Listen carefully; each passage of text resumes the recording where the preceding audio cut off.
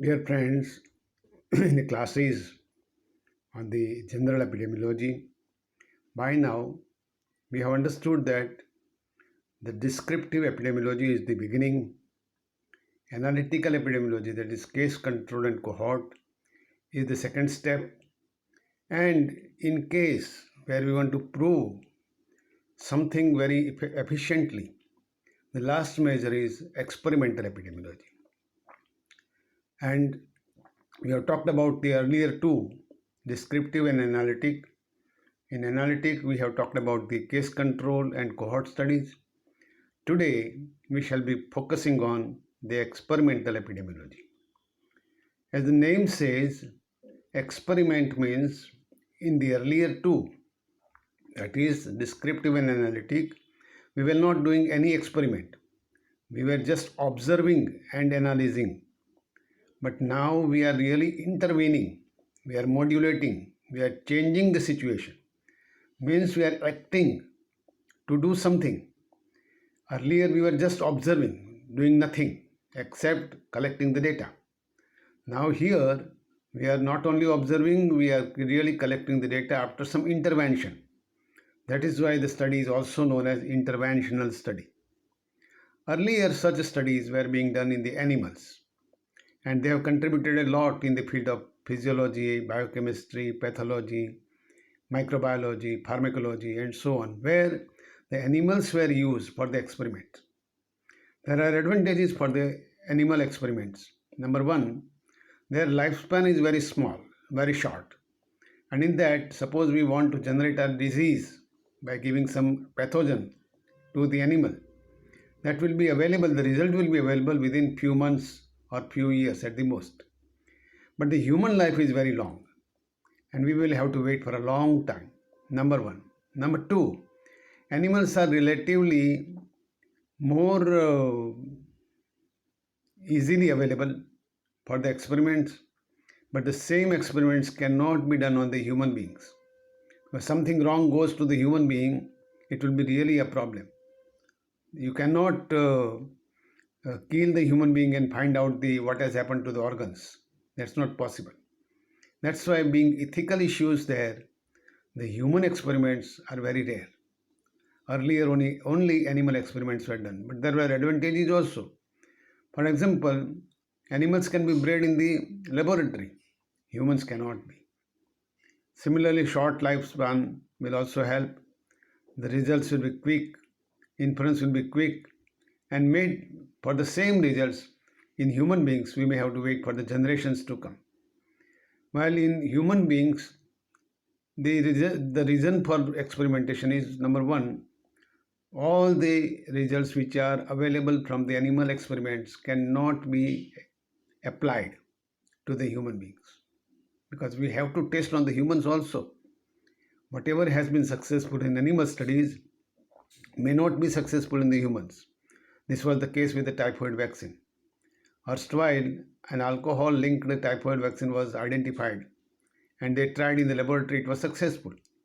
But when tried with the human beings, it was almost a failure. That's why all that is real with the animals may not be real with the human beings. That's one thing. Second thing is, the human beings, the diseases, some of the diseases which are common to humans may not be occurring in the animals also. In that case, we will have to depend on the human volunteers only. That's why some historical experiments may be quoted. Say, experiment by the James Lind on the sea journey. He found that the sailors had the scurvy, which has bleeding gums as a sign. How to stop it or how to prevent it? He decided to have 6 teams of the volunteers. Each team was given some different food, starting from vinegar to the citrus fruits. The team which was given the citrus fruit, that is, now we know that it contains vitamin C, they were almost cured, and the scurvy could be prevented with the fruits which contain vitamin C, was proved by James Lind long back. Now you see here that what was given as the experiment, fruits and other foods, this is not dangerous. This is part of the human diet. And that's why such an experiment was successful. Similarly, Edward Jenner, somewhere in 1796, he did the experiment on the shepherds. He found that the shepherds are little bit immune to the cowpox, and cowpox is similar to smallpox. Shepherds are dealing with the cows and herds, and that is why he found that it will be necessary to experiment. He tried that with the cowpox and found that yes, it can give immunity to the smallpox. With several modifications later on, the smallpox vaccine came into being, and we are really benefited with that vaccine. So the experiment of the James Lind with the white citrus fruits and the experiment of Edward Jenner with the smallpox vaccine paved the way for the experimental epidemiology in the human beings. Second thing, experimental epidemiology, apart from the intervention which we are doing, is almost similar to the cohort. In cohort, whatever are the benefits, like it gives the incidence rate, it gives the total pathogenesis cycle, or it gives the actual outcome, or the possibility, the strong possibility of having the causal factor. Same thing happens with experimental epidemiology. Additional thing here is we are controlling everything. Today, experimental epidemiology is identified more as RCT, or randomized controlled trial. Please remember these three terms: randomized controlled trials. Randomized means in the cohort we were taking two groups, one group as a study group, another as a control group. Here in randomized control study, what we do, we are selecting the group. Before that, we will select the population, as was the case with the cohort. We selected a population for Ahmedabad. For an example, in Ahmedabad district, I want to study the students in the going to the school. And specifically, I will have to write down that the students who are going to the school and studying in the 5th and 6th standard. Again, I will write that students who are female students, that is girl students, in 5th and 6th standards going to the schools. Why? Because I want to study the anemia. Anemia is more prevalent in the girl students. Looking to that, number one, what I did, I generated the first specific population, that I will study only girl students in the Ahmedabad schools. Then I identified which girl students in the standard 5th or 6th, aged about 11 to 12 years. And then my study with anemia will start. Now the study group has to be selected out of all these girls, and we shall have to identify a sample. Suppose there are 1,000 schools. I will have to take some 10 schools for the study. I cannot study all 1,000 schools. Suppose I want to take 10 or 20 schools out of 1,000. I should randomly select that. That's very important. Once I have selected them randomly, and suppose I have selected 10 schools. This is first thing, randomization. Random provides a probability of each school to be selected. Out of 1,000 schools, by randomization, any school can be can be selected. And that's very important. Random avoids the bias of the selection. There is no bias in the selection provided you use the random technique. Okay, I have taken say 10 schools, and in these 10 schools there are 100 girl students in each school. So about 1,000 girl students. I want to take 500 girl students for the providing iron tablets and 500 girl students for not providing the iron tablets, so that at the end I can say that those who had taken iron tablets had benefit in prevention of anemia, and others who did not take the iron tablet did not have that benefit. So I had to select the 500 and 500 study group and control group. Now these 500, how to select them? Again, if I go the randomization, say out of 1,000, any girl will have the chance to be selected as a experiment group, and any girl will have a chance to be selected as a control group. That is true randomization. Number one, I randomized the schools. Then I randomized the girls for the study group and the control group. Out of that, suppose I give the iron tablet to study group, and then nobody knows that which girl is given iron tablet and which girl is given a placebo tablet, which is not an iron but just a vitamin tablet or something like that. Now, this sort of randomization is the beauty of randomized controlled trials. It avoids the selection bias. Second, it is controlled. How it is controlled? From the very beginning, a protocol has been identified. That study population will be so and so. It is precisely identified. An example has been cited. A group of girls, about 1000 girls, will be studied from the rural Ahmedabad primary schools, studying in standard 5 and 6, aged about 11 and 12 years, during the period January to March 2021. So, in details, this objective of the study will be written, aims will be study of the study will be written, how we will do that study, what type of tablet will be given, how much will be the weight of the tablet, how much iron will be in the tablet, how frequently it will be given, and for how long time it will be given. At what period we will again assess the hemoglobin level, 3 months, 1 month, 6 months, 12 months, that has to be decided from very beginning. This is known as study design. So, the protocol will decide the study design. This is a must. Randomized controlled trial has a second thing is it is randomized, second it is controlled. I have a control that who should be given iron tablet, who should not be given the iron tablet. So that decision has to be taken. Third thing, after taking iron tablet, what is happening to the hemoglobin? Suppose I do not know which girl is given the iron tablet, that is known as a single blind study. But at the same time, the person who measures the hemoglobin, he does not know which girl has actually received iron tablet, that is known as a double blind study. Neither the girl or the investigator knows who is given the tablet of what type. Number two, the person who assesses hemoglobin, he does not know which girl was given hemoglobin iron tablet for improving the hemoglobin content. So both these things are possible in a double blind study. Such a study is known as a classical study usually, and this is really very good. But then, though randomized control study is very good, we drew a protocol, we selected the population, reference population, we selected the experimental population, we did the randomization, we introduced the iron tablet, that is known as a manipulation or intervention. We followed them up at a particular time, 1 month, 2 months, 3 months, whatever is decided as per the protocol. And lastly, we will assess the hemoglobin level and prepare a report based on our findings.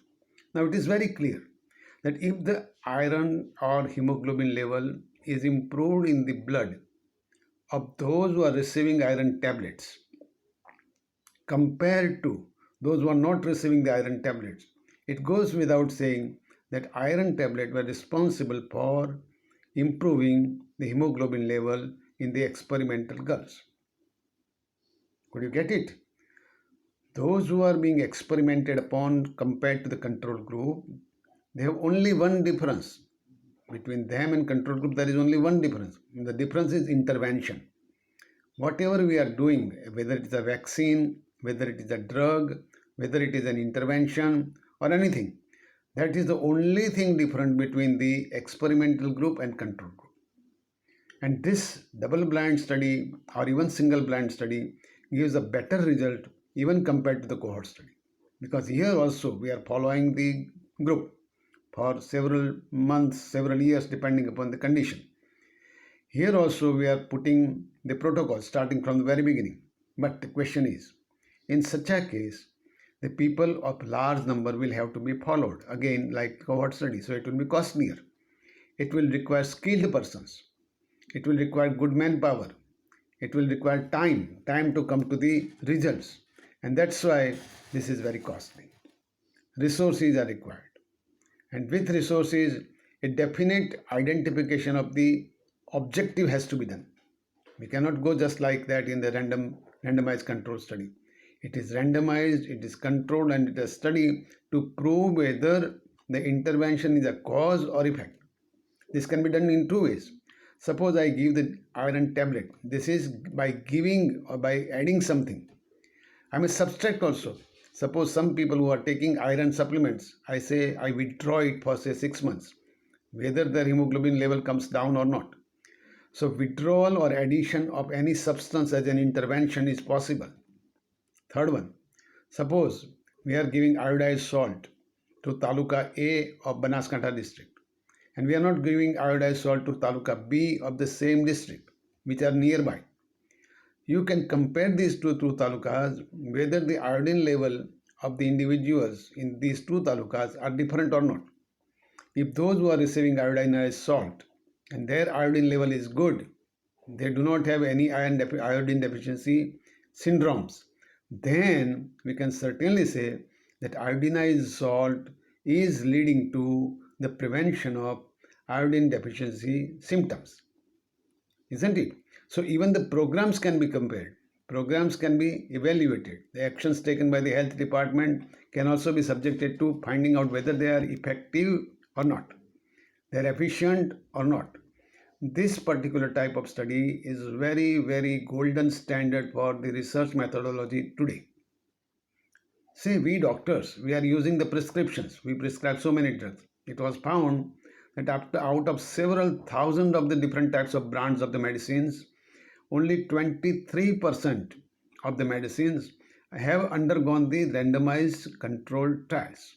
That means remaining 73% of the medicine, which runs in thousands of the medicine, have been prescribed without randomized controlled trial because of the guesswork. I feel that this drug is good. I think that this will be working. No, no, no. This is not a scientific way of doing. If you do experiment, find out that that particular drug is definitely effective in that particular group of patients by randomized controlled trial or RCT in short, then only one can go with such a thing. Say history says that earlier what happened? Thousands of tonsillectomy were done with an understanding that it will help the health of the child. It did not. When randomized controlled trials were done, they found that compared to the persons who have been subjected to tonsillectomy and those who were not subjected to tonsillectomy, there was no difference. That means the operations were done without much use, isn't it? Similarly, in diabetes mellitus, there were studies which talked us about as oral hypoglycemic drugs. There were many brands were available. When randomized controlled trials were done, they found that most of these drugs are actually as good as placebos. Placebo means a simple vitamin tablet, and it doesn't help actually in reducing the blood glucose levels.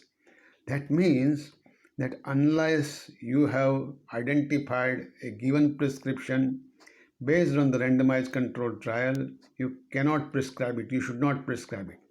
What is the moral of the story what I am telling to you? The moral of the story is tomorrow you will become a doctor, and there will be medical representatives and other persons coming to you for advocating particular drugs or vaccines.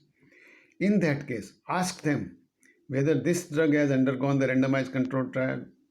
Then you go through those details of the randomized controlled trial, whether that was performed perfectly and adequately or not. If that has been proved successful, then only such prescriptions should be given. Why? Because it is unethical to experiment on the human beings. It is unethical to experiment on the human beings like laboratory animals. Similarly, it is unethical to prescribe a drug which is not proved efficiently or effectively in the controlled trials. Tomorrow you will definitely become a doctor, and please ask these questions to them. Go through the understanding of randomized controlled trial which the laboratory has done. Perhaps they may have made only a show of randomized controlled trial. They may have taken only 10 persons, and based on the 10 persons they have declared the results. This is not good. It should have been done on substantially large population of the patients, and then the results must have been available after due analysis. So what is the actual methodology for the randomized controlled trial, and what are the primacy of it, that we shall be discussing next time, because this is a very important crucial issue. Next lecture I will be only focusing on randomized controlled trials, especially experimental epidemiology, because there are two groups. One is randomized controlled trials and another is non-randomized controlled trials, because some trials are such when you may not randomize. So both these categories we shall be discussing in the next session. Thank you.